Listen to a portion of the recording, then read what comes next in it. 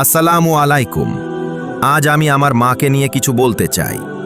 আমি জীবনে কখনো ধৈর্যশীল, লজ্জাশীল, সত্যিকারের ভালোবাসার মানুষ দেখিনি, কিন্তু আমি এই সব গুণ এক মানুষের মধ্যেই দেখেছি। তিনি আমার মা। ভালোবাসা বলতে তোমরা যা বুঝো, আমি হয়তো তা পুরো বুঝি না, কিন্তু আমার কাছে ভালোবাসার একটাই অর্থ, আমার মা। তিনি আমার প্রথম ভালোবাসা। আমার মা কোনো উচ্চ ডিগ্রিধারী শিক্ষিতা নারী ছিলেন না, কিন্তু আমার জন্য তিনি ছিলেন সব কিছু। তিনি কখনো রাগ করেননি, কখনো হিসেব করেননি, বরং আমার ভুলে ভুলে হাসি মুখে সব ঠিক করে দিতেন। তিনি ছিলেন আমার শিক্ষক, আমার পথ দেখানো আলো, আমার জীবনের সবচেয়ে প্রিয় মানুষ। এই বিশাল পৃথিবীতে যদি আমার জন্য কোনো ভরসার ছায়া থেকে থাকে, নিঃসন্দেহে সেটা ছিল আমার মা। আর আমার মতো যারা মাহারা আছো, তোমরাও কমেন্টে তোমাদের মায়ের স্মৃতি জানিয়ে যেও।